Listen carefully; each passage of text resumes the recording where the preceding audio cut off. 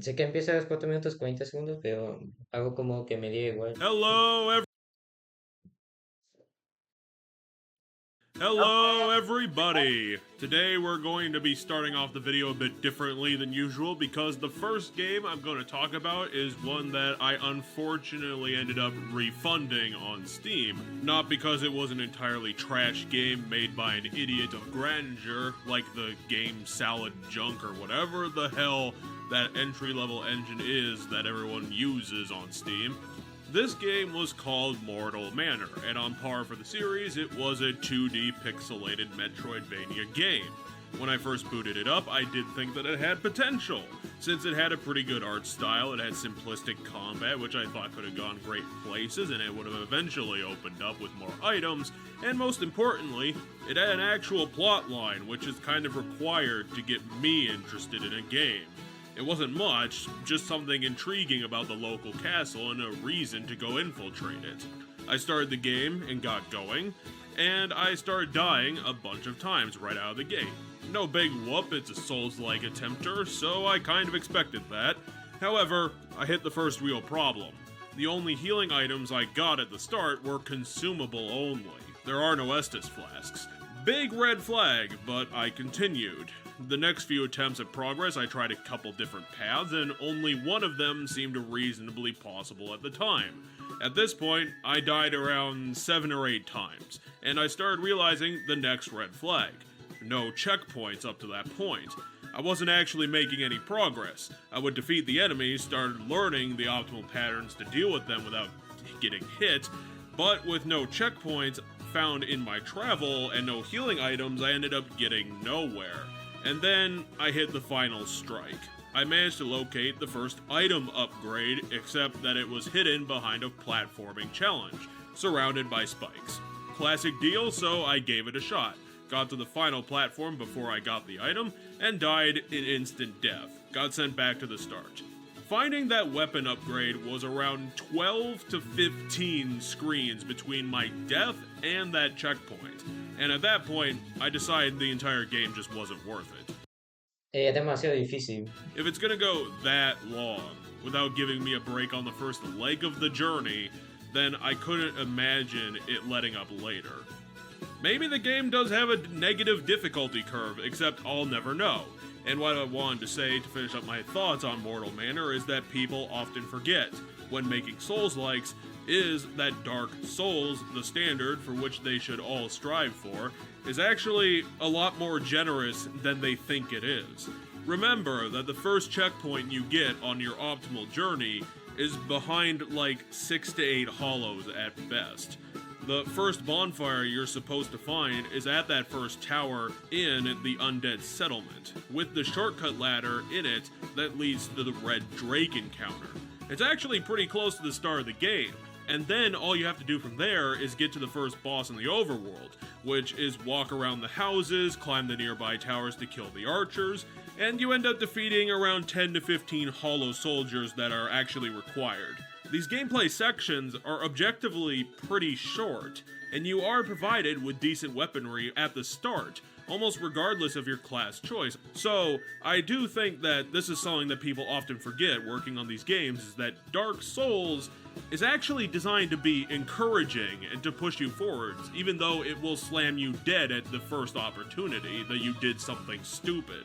Mortal Manor could have been easily changed to be a more palatable game, and I think the easiest change would have been to make the 3 healing potions you get at the start to simply reload upon death. After that, another easy change would have been just to change the damage numbers of the early enemies, space the early checkpoints closer together. There are definitely fans of this game, I saw them on the forums. So, I didn't want to bash it too hard for being overly difficult to start.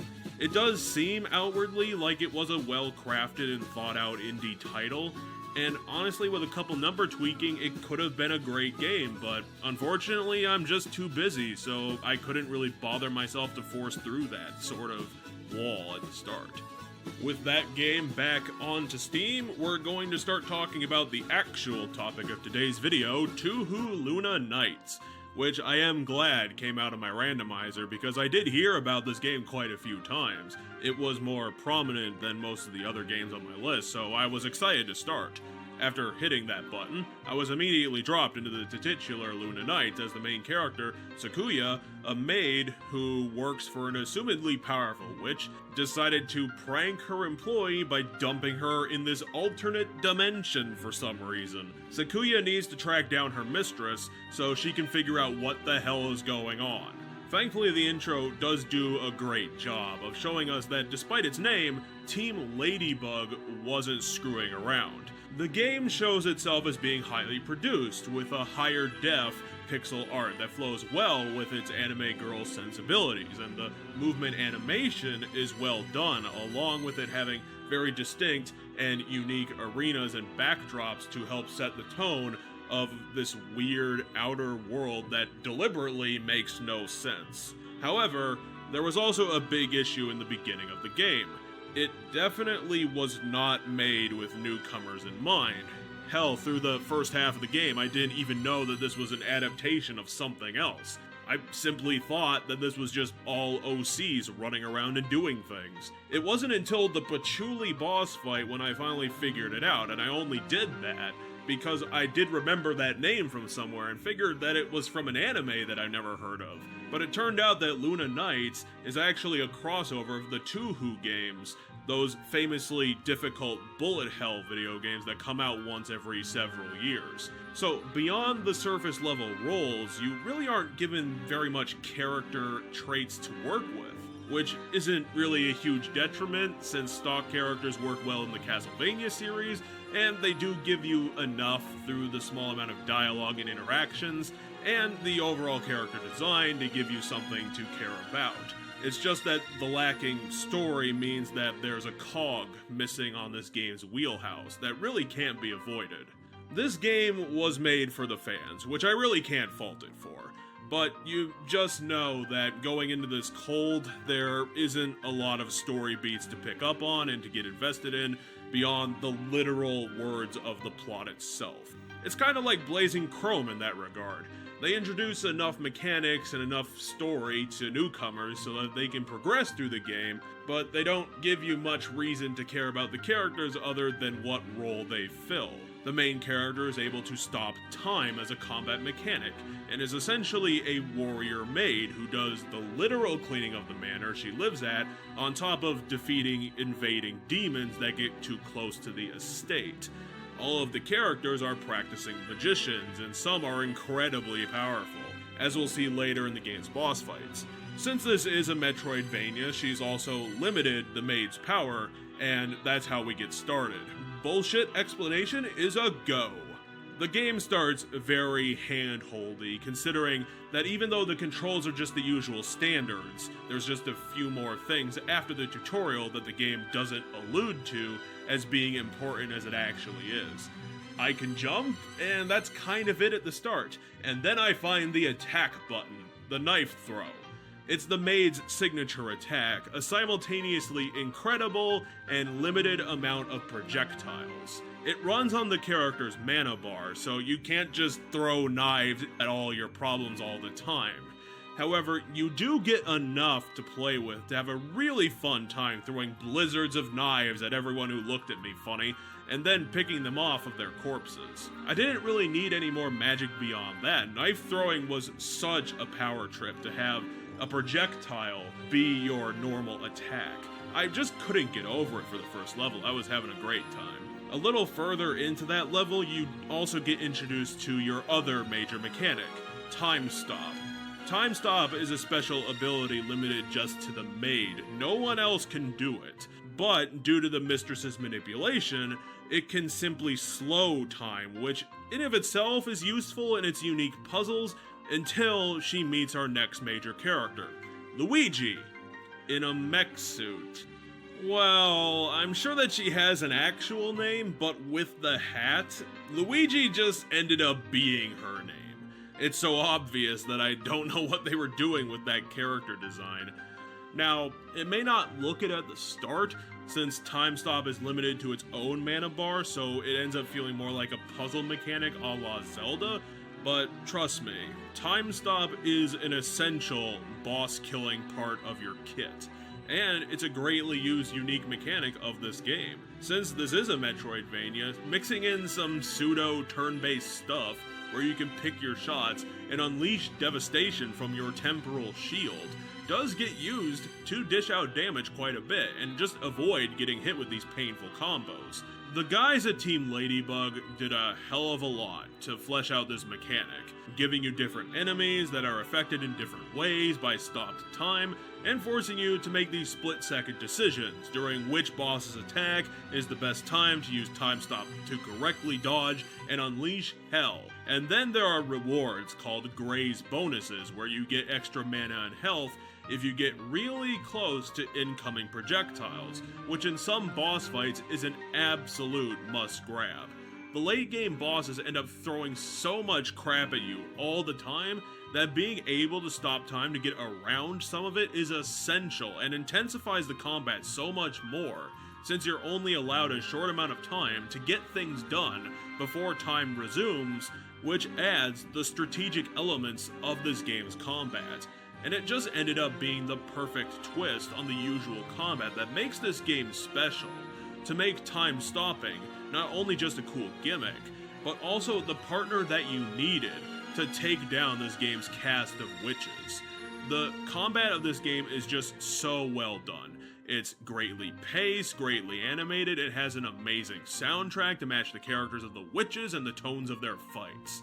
And they have challenging attack repertoires to strategize and be a challenge for you throughout the entire thing. It makes for such an amazing time, super satisfying. Beyond the cadre of great bosses, the Metroidvania elements are pretty standard stuff. You get to expand the usage of your time stop to get through obstacles and enemies, which are also pretty fun to do. They come up with different gimmicks that pair up well to your movement and to your combat model. You get these cute character models and a large number of the enemies to vary up the journey from place to place and give the different sections of Luna Nights their own special feel. And then you continue collecting more items and different attacks to get through those challenges laid out by her mistress. Some of the cooler abilities are a dash that allows you to get to higher areas and fly through the battlefield, eliminating enemies on your way, and then being able to throw knives during time stop to act as platforms, which is just a brilliant way to make the platforming more interesting. On the way, you'll also be picking up these cards that are magic attacks that you can use with your mana bar to unleash devastation on anyone unlucky enough to look at you funny.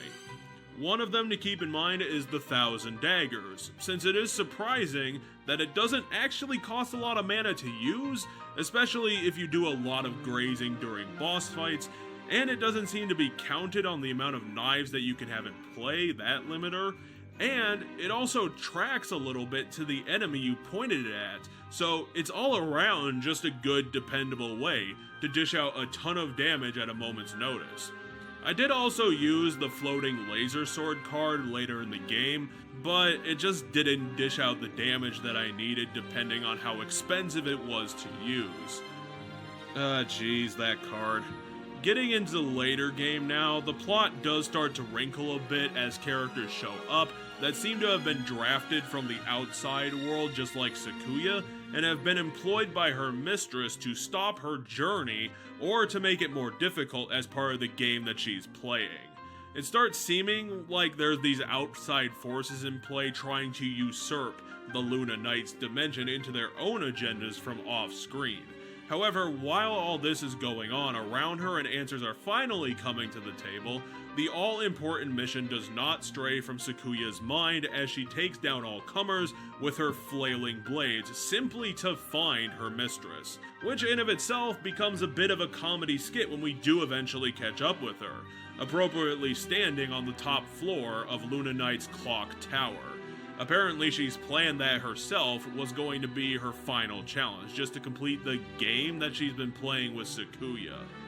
While Patchouli before was the first sign that the game was upping the stakes, Romelia the Mistress is just the confirmation as her battle gets close to the definition of bullet hell design.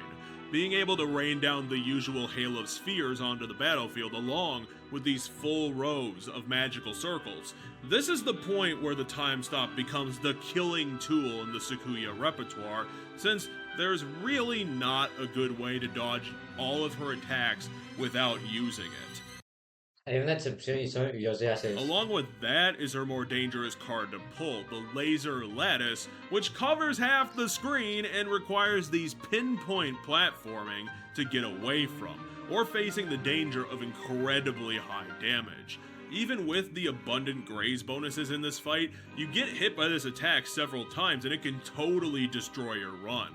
It's definitely aiming for that golden standard of being a boss fight as a test of all of your combat skills simultaneously, which is odd considering that Remilia seems to be going for the throat in this scene, while also still thinking that this is all a big game. With her defeat, the game seems to be over as she concedes to her maid's combat skills. However, as you can tell from the fight and from the cutscene, Remilia's mansion has been taken from her as an off-screen villain demands Sakuya to come challenge her next, leading on to the next series of platforming hurdles to jump through. It's some harder gameplay to chew through, and getting the purple key, I believe, took way more attempts than I would like to admit. But whatever, it's a Metroidvania, so we persevere, a certain mortal notwithstanding. And after a final grueling hallway, we finally get to the throne room of the alternate dimension because, well, I guess Symphony of the Night was just that influential. We finally get to see who was behind the ghost mask. Luigi! I guess I'm surprised, but I really shouldn't be since there were only like 7 characters in this game, and half of them were just one throwaways anyway. Luigi's intentions are actually pretty simplistic considering the boss fight that comes after. Pretty much exactly what Remilia was doing. She's simply after all the gems that Sakuya has from her journey. I never mentioned this before, but Luigi was also this game's merchant. Basically the army guy from Aria of Sorrow, who exchanges the gems you'd pick up from enemy kills for power-ups and one-time potions. Frankly, she was a very bad merchant in this game, since her prices were ludicrously high for how many gems you were getting from kills, so I barely bought anything from her. The other big issue is that the gems aren't just normal currency.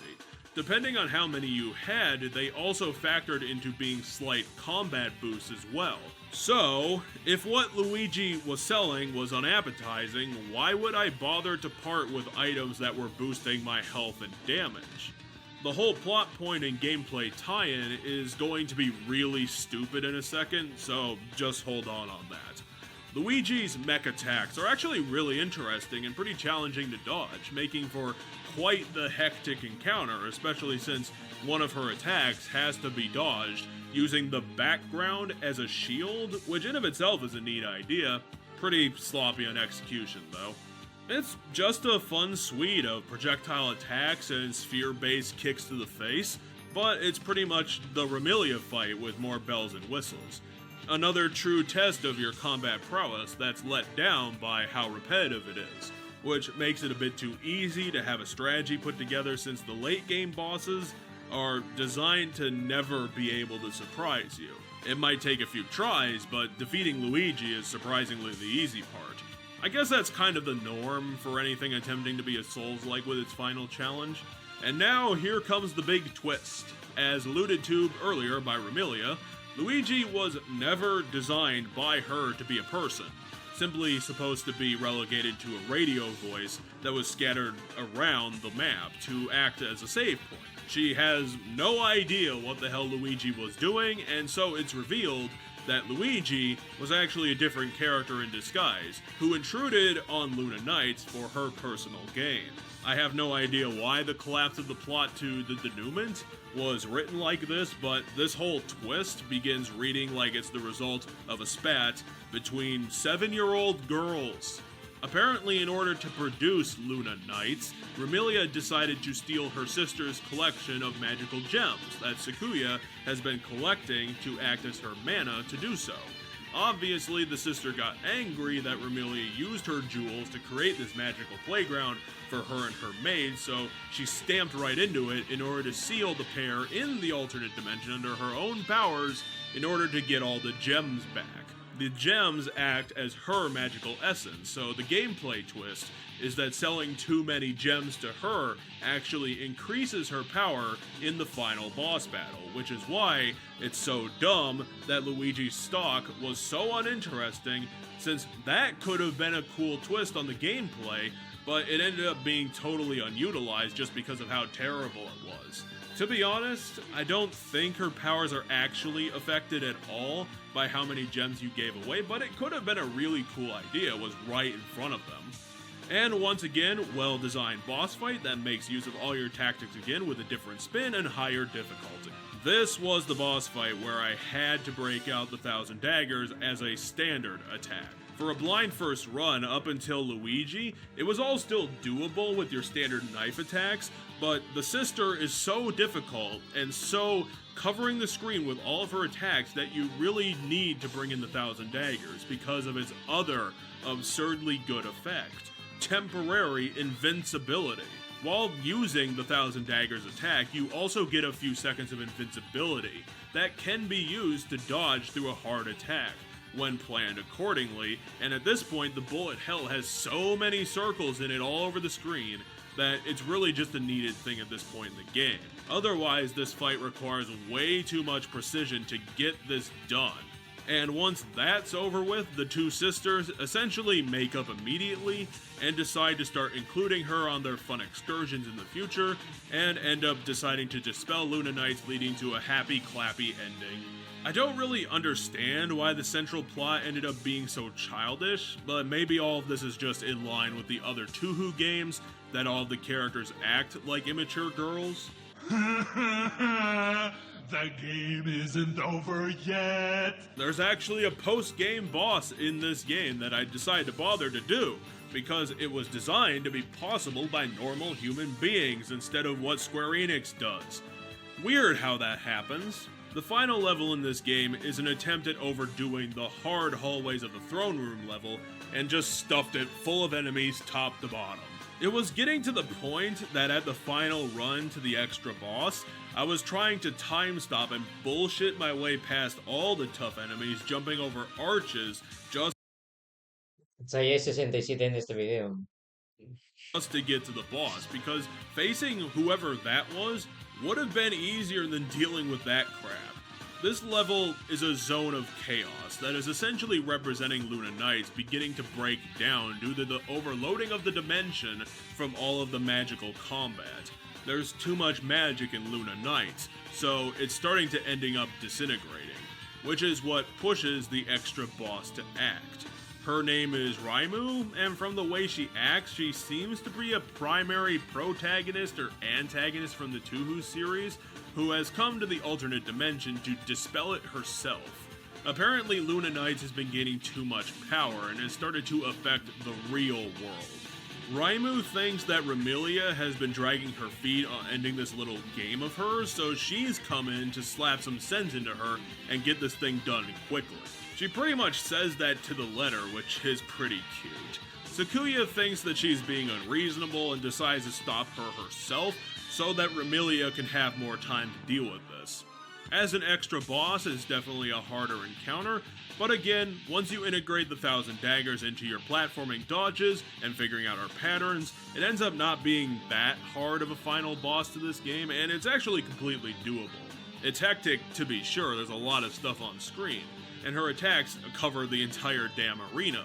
But keep with it and keep dodging, and you should do fine as long as you shove that important magic card in her face at all opportunities. Once Raimu is defeated, the important characters all show up for the extra areas ending.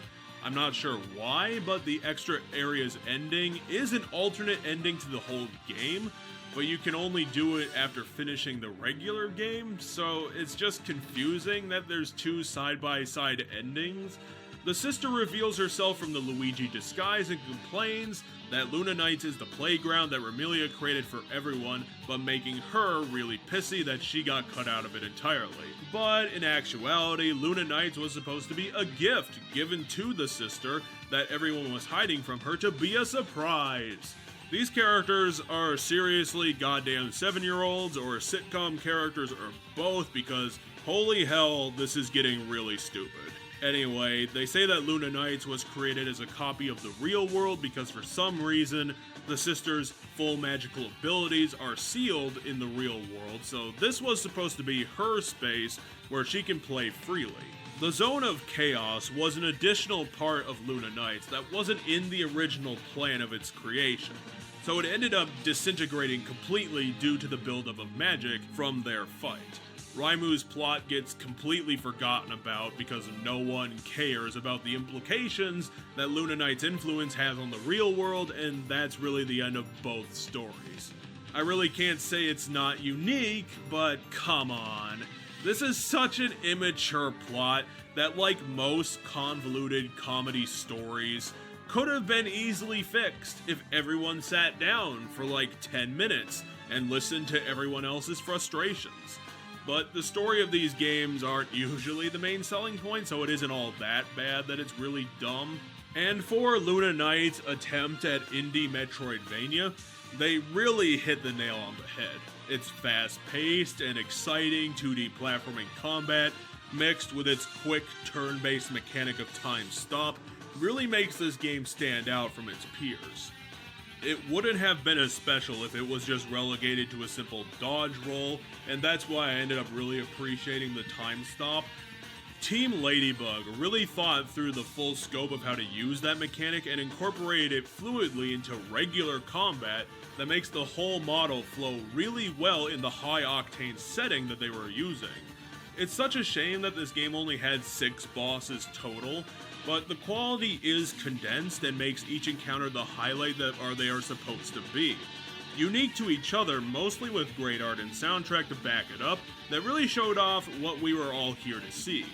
Luna Nights might not have a super extensive map, but for a Metroidvania, its 8 to 10 hour length is as long as it really needs to be, and it has enough cool battle and movement tech to keep you engaged with its gameplay, along with mostly well-planned challenges to make the spaces in the castle and all the levels feel like the satisfying hurdles that they are supposed to be, leading up to those brilliant encounters. If you're a fan of the genre, I recommend it highly, and with that, I'll attach my final scores to the video.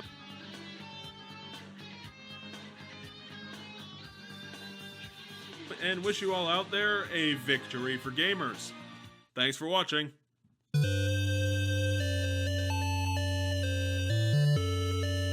Eso, voy a hacer un video más de este juego y ya yo dejo.